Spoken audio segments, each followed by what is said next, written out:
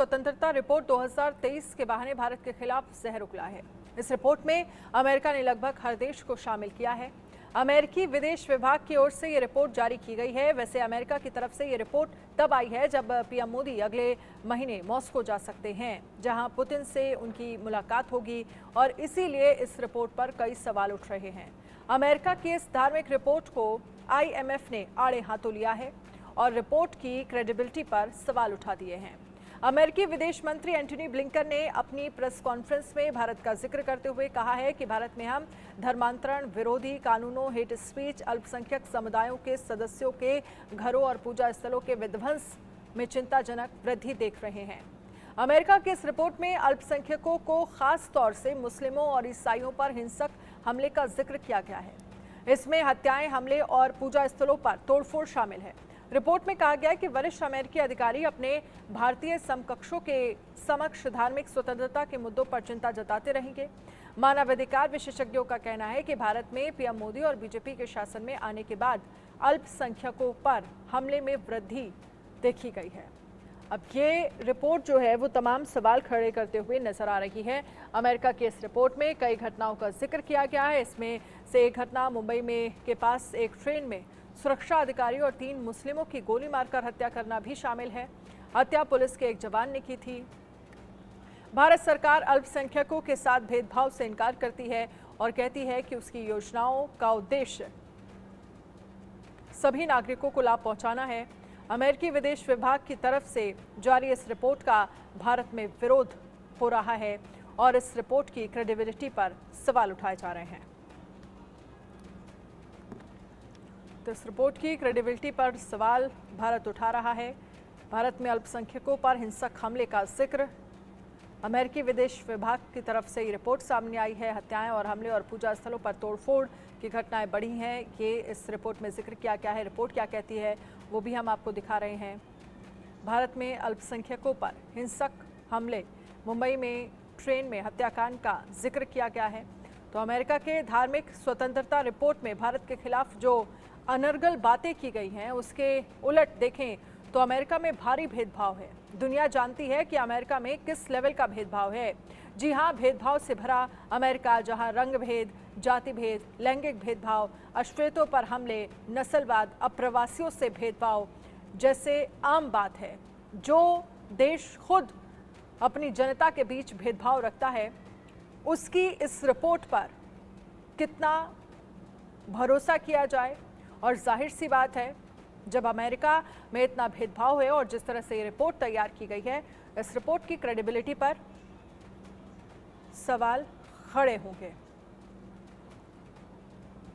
हिमांशु त्रिपाठी वरिष्ठ पत्रकार हमारे साथ जुड़ गए हैं। अजय जांडियाल संवाददाता हमारे साथ जुड़ गए हैं। हिमांशु त्रिपाठी जी, सबसे पहले तो आपसे इस रिपोर्ट के बारे में समझना चाहूंगी। जो रिपोर्ट अमेरिका की से सामने आई है, जिसमें भारत में को लेकर जिक्र किया गया है, जहां पर ये आरोप लगाया जा रहा है कि भारत में हम धर्मांतरण विरोधी कानूनों को लेकर, हेट स्पीच को लेकर, अल्पसंख्यक समुदाय को लेकर, जो सदस्यों के घरों और पूजा स्थलों की तोड़फोड़ का जो जिक्र किया गया है, वो कह रहे हैं कि जिस तरह से भेदभाव हो रहा है, विध्वंस हो रहा है, वो चिंताजनक है और इन घटनाओं में वृद्धि हो रही है। लेकिन अमेरिका जिन बातों का जिक्र कर रहा है भारत को लेकर, क्या अमेरिका को पाकिस्तान नजर नहीं आ रहा, अमेरिका को चीन नजर नहीं आ रहा, अमेरिका को बांग्लादेश नजर नहीं आ रहा, और फिर अमेरिका के अंदर किस तरह का भेदभाव है वो भी तो दिखना चाहिए। जी बिल्कुल, ये जो पूरी की पूरी रिपोर्ट है, ये पूरी तरह निराधार है, इसमें कोई दम नहीं है। रिपोर्ट को हमने भी पढ़ा है। अब वो इसमें जिक्र करते हैं कि जम्मू कश्मीर को बांट करके एक अलग राज्य बना दिया गया। तो क्या पहले भारत में राज्य नहीं बटे हैं? क्या बिहार झारखंड नहीं बटा है या यूपी उत्तराखंड नहीं बटा है? तो हमारे कौन से जिले बटेंगे, हमारे कितने प्रदेश बनेंगे, ये क्या अमेरिका तय करेगा? नहीं तय करेगा। और रही बात भेदभाव की, तो अमेरिका से ज्यादा भेदभाव कहीं नहीं पूरी दुनिया में। वहां रंग भेद को लेकर के इतनी हिंसा होती है, नस्ली भेदभाव है, दुनिया भर की बातें। इसके अलावा सबसे ज्यादा ऐसी घटनाएं अमेरिका में होती है, वहाँ बच्चों के हाथों में असलहे रहते हैं और स्कूलों में जाकर के गोलियां मार देते हैं। तो वो अमेरिका हमें संदेश ना दे, भारत को संदेश ना दे। कौन सी बात करते हैं? क्या जब राशन बंटता है तो क्या उसमें हिंदू, मुसलमान और ईसाई देखा जाता है, सिख यहूदी देखा जाता है? या फिर कोरोना का वैक्सीन लगी तो उसका जिक्र तो नहीं किया उस रिपोर्ट में। मोनू मानेसर का जिक्र करते हैं। मोनू मानेसर जो कि नू हिंसा का वांटेड रहा है तो उसका जिक्र करते हैं, लेकिन उदयपुर में जब गला काट दिया जाता है एक टेलर का तो उसका जिक्र नहीं है उस रिपोर्ट में। तो अमेरिका हमें न बताए हमें क्या करना है क्या नहीं भारत को, क्योंकि भारत की ताकत जिस तरह दुनिया में बढ़ रही है नरेंद्र मोदी के नेतृत्व में जो प्रधानमंत्री हैं, तो उससे हर देश घबराए से महसूस कर रहे हैं। तो भारत तीसरी अर्थव्यवस्था बनने की ओर जिस तरह अग्रसर है, तो एक तरह से ये पूरी तरह से अनर्गल रिपोर्ट भारत की छवि खराब करने की कोशिश है पूरी तरह से। जो विदेश मंत्रालय ने रिपोर्ट जारी की है उसमें तमाम बहुत छोटी छोटी बातें, किसी वेबसाइट का भी जिक्र है, किस वेबसाइट पे कार्रवाई कर दी गई। अमेरिका में कोई अगर अमेरिका के देश के खिलाफ कोई वेबसाइट लिखेगा तो उस पर कार्रवाई नहीं होगी क्या? तो भारत कब देशद्रोह का मामला लगाएगा ये अमेरिका नहीं तय करेगा, ये भारत तय करेगा। और रही बात जो छोटी मोटी हिंसा होती है, दुनिया में कौन सा देश ऐसा है जहाँ टकराव नहीं होता आपस में? कहते हैं जहाँ चार बर्तन रहते हैं वहां जरूर खटपट होती है, बचते हैं, लेकिन उस पर हमारी पुलिस किस तरह नियंत्रण करती है इसका जिक्र करना चाहिए। लेकिन जो अफगानिस्तान जिस तरह से जला, पाकिस्तान में रोज गोलियां चलती हैं, मस्जिदों में नमाज पढ़ते लोगों को भून दिया जाता है, ऐसी घटनाएं पाकिस्तान से आती हैं, उसका जिक्र नहीं है। भारत की यही चिंता हो सवाल रही है हिमांशु जी कि पूरी पाकिस्तान तरह में रहता है। अल्पसंख्यकों के साथ, हिंदुओं के साथ कैसा व्यवहार किया जाता है वो दुनिया जानती है। उइगर मुसलमानों के साथ चीन क्या करता है वो सबके सामने है। बांग्लादेश में हिंदुओं के साथ क्या स्थितियां हैं वो भी सबके सामने है। फिर बार बार रिपोर्ट इंडिया को लेकर ही क्यों बनाई जा रही है? अजय, आपसे भी समझना चाहेंगे क्योंकि अगले महीने प्रधानमंत्री नरेंद्र मोदी जो हैं वो मॉस्को जा रहे हैं, और क्या इसी रूस और भारत की दोस्ती को लेकर अमेरिका परेशान है? ये रिपोर्ट सामने आई है ऐसे वक्त में।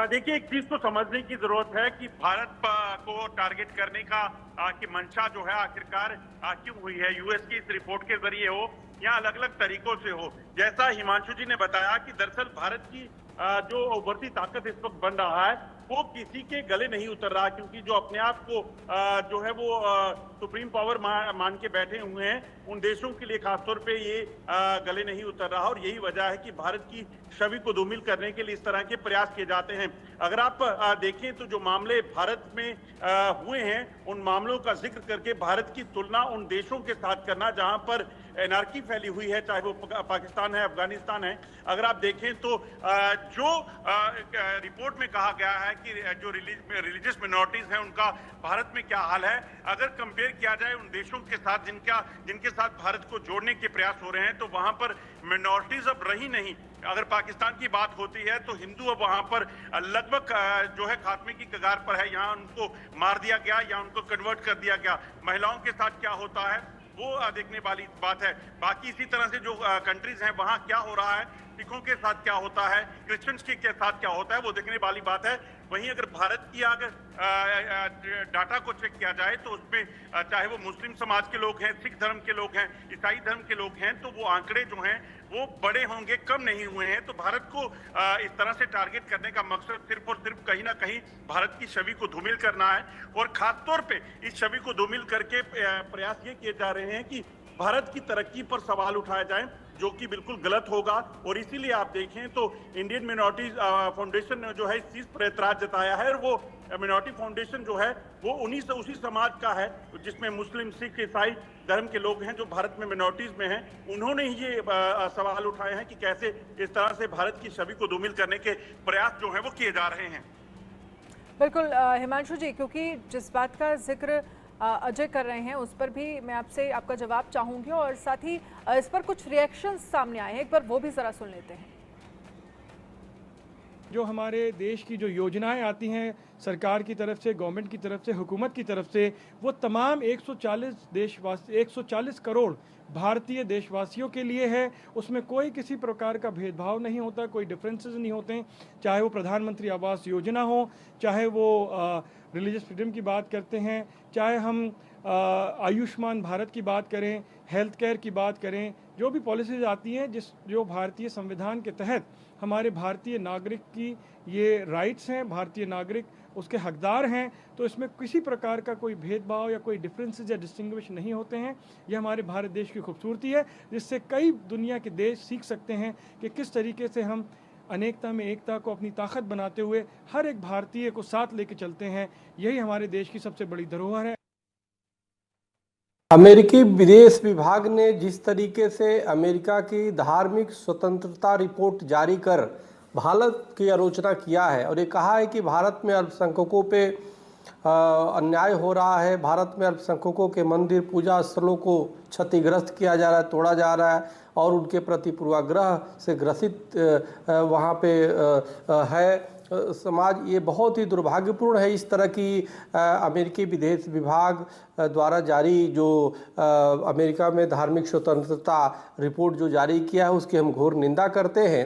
पूरे विश्व में जो भारत है और ख़ास तौर से भारत के हिंदू हैं जो पूरे विश्व में वसुधैव कुटुंबकम के सिद्धांत लेकर के जाते हैं और अमेरिका से लेकर के इंग्लैंड से लेकर के पाकिस्तान से लेके बांग्लादेश से लेकर के हर जगह उन पे अत्याचार हो रहा है, हर जगह उनके मंदिरों को तोड़े जा रहे हैं, हर जगह पाकिस्तान में कितने मंदिरों को तोड़ दिया गया, अमेरिका में कितने हिंदू सनातनियों को पुजारियों तक को सरेआम हत्या कर दी जाती है और हमने एक बार नहीं